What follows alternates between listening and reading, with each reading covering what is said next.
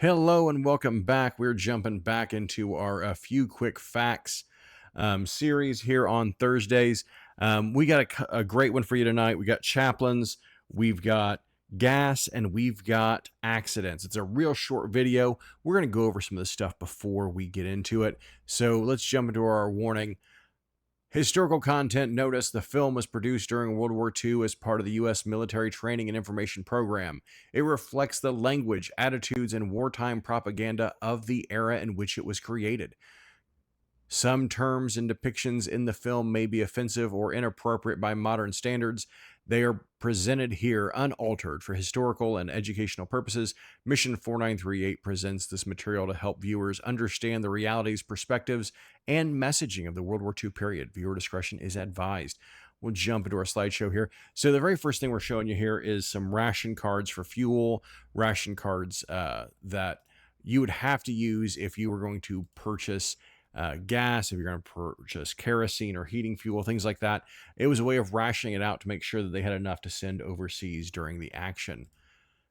So these are some of the posters you would see up around. This one, Hitler rides in the empty seat, double up for details inquire on the transportation center. The whole goal was to get people to ride together to consume less fuel and to wear out less rubber.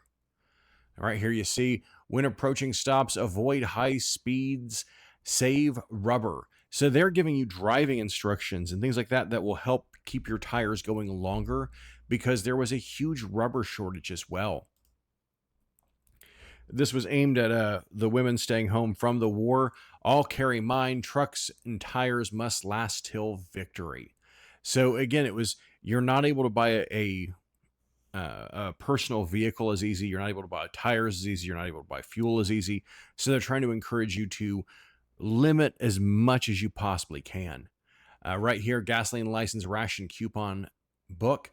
Here's your license for your gas that you'd be getting. So you would have this right there to present whenever you want to get gas. Think sailors have died to give you this ride, be fair. So again, this was kind of pitching the whole idea that the U.S.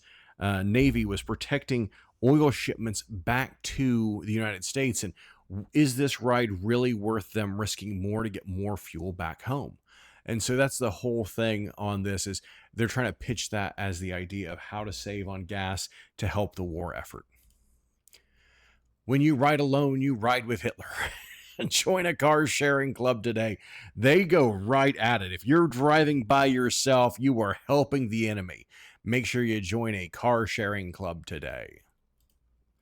The next one we're going to talk about here are the chaplains.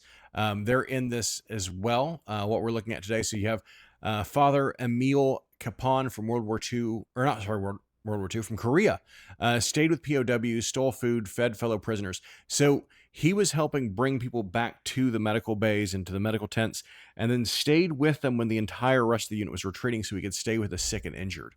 He was stealing food from guards, trying to get into the kitchen and get supplies. He did daily prayers. He was singing songs. He was doing everything he could to keep spirits high.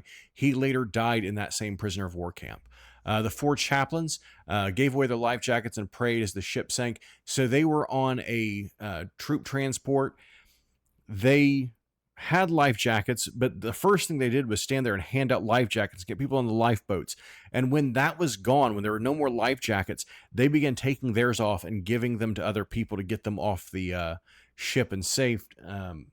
But then they went further than that.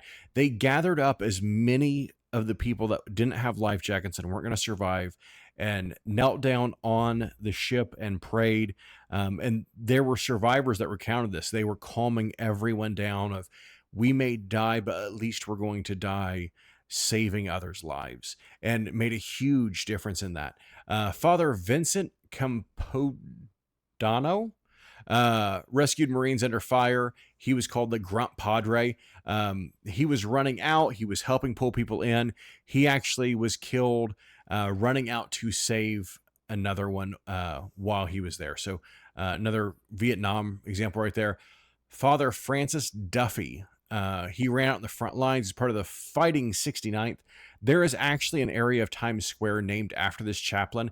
He is one of the most decorated chaplains in all of military history. Did a lot. He would go out and bandage wounded. He was doing everything he could to save every one of the men in the fighting 69th that he could. Um, and in so doing, became one of the most decorated chaplains of all time.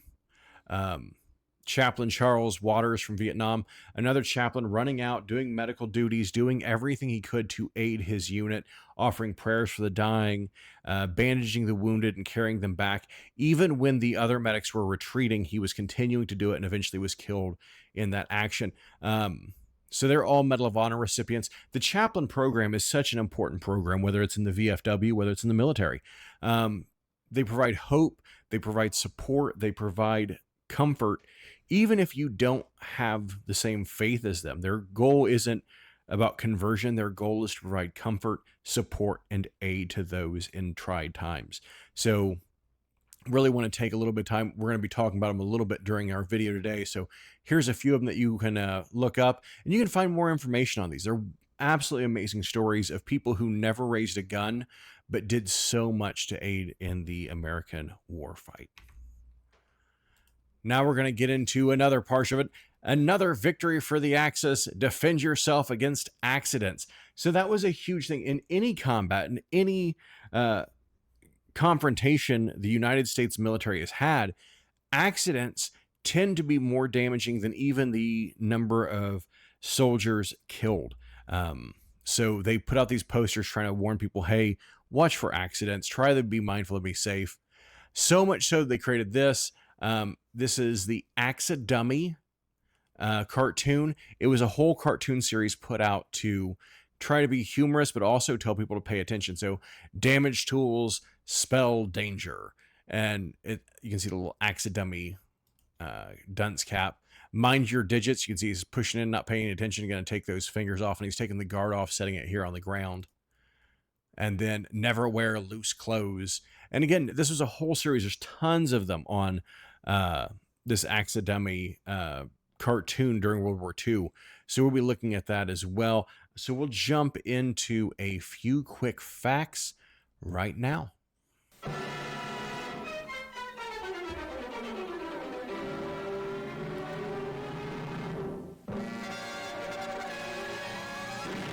For wounds received in action. For heroism in action. For gallantry in action beyond the call of duty. Decorations in every combat unit prove that men who've got what it takes are giving more than what it takes. But there's one group of men that does its big job unarmed. These are the men of the Chaplain Corps. So we're going to pause right there. So they do their job unarmed, and that's because of the Geneva Convention. The Geneva Convention says that a chaplain cannot carry a weapon. They lose their Geneva Convention status if they are carrying a weapon. So if they grab a gun, they're no longer a chaplain and no longer afforded the rights and privileges that a chaplain would have under the Geneva Convention. With one of the highest percentages of honors in the Army. In the 34th Division alone, with 15 chaplains, 11 have been decorated. 1 Distinguished Service Cross, 4 Purple Hearts, 2 Legion of Merits, and 4 Silver Stars. In this division, and in all divisions, the work of the chaplains brings honor to themselves. And this work carries the spirit of their faiths to every front. So we'll stop there between segments. One, I will give a shout out. We probably have one of the best state chaplains the VFW has in our chaplain because of acknowledging that, look, I don't have to be of the same faith as you are to provide comfort, to provide strength, and provide aid in that time. And you see that all through the military. You'll have Catholic priests ministering to Jewish service members, Lutheran chaplains providing to Hindu service members. It doesn't matter the faith. And we've seen that through all different branches where they're providing as much comfort and aid as they can. Their job is so much more than just being religious leaders in the military. And their job is incredibly important even afterwards with the VA and with the VFW. So we want to thank all of our chaplains who distinguish themselves by their hard work and their compassion they show.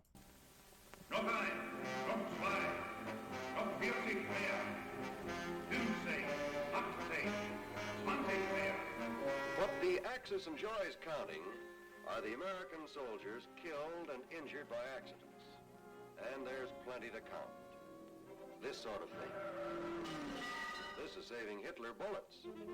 This sort of thing.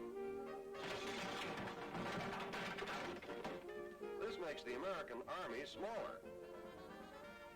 Lifting heavy objects the wrong way is causing hernia. And every American hernia means one soldier lost for service. So again, you would think you're running into battle. Maybe there would be kind of a disregard for safety, but it's measured. I mean, if you're going to send people into combat, there is risk with that. It's known risk. It's what's going to happen. But you don't want to lose people to needless accidents, to things that have no effect on benefiting the cause.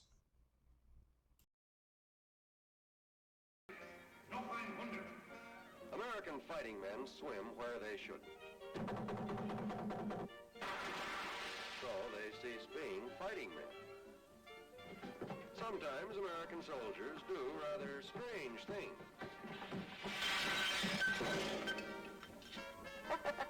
Just a little pillow fight.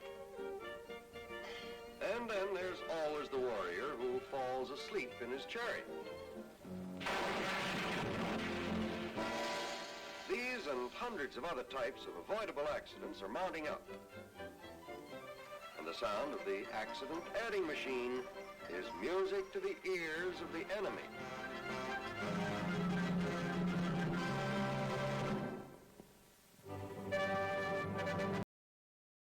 All right, so that was over the accident period. We're going to jump in here to the gas. And again, remember, we're talking about conserving gas and doing everything we can. And this is going to give us a few quick facts.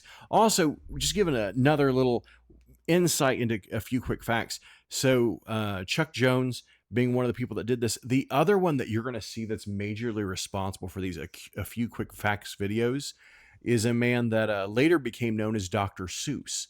So when you're looking at these are the minds behind these a few quick facts. American bombers, 1,000-plane raid. In a single operation of this size, the gasoline used up would keep your old family jalopy running.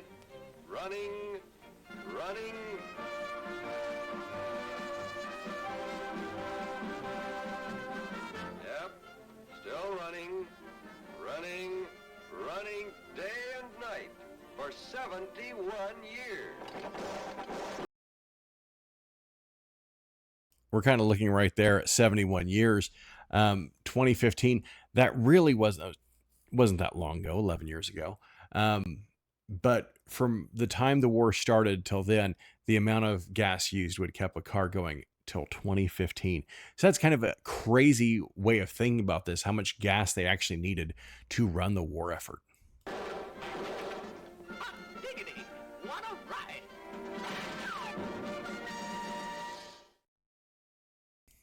So that concludes, again, the few quick facts are these short little videos that were shown to service members to give them some training and some education, a little bit of humor in it while it was going.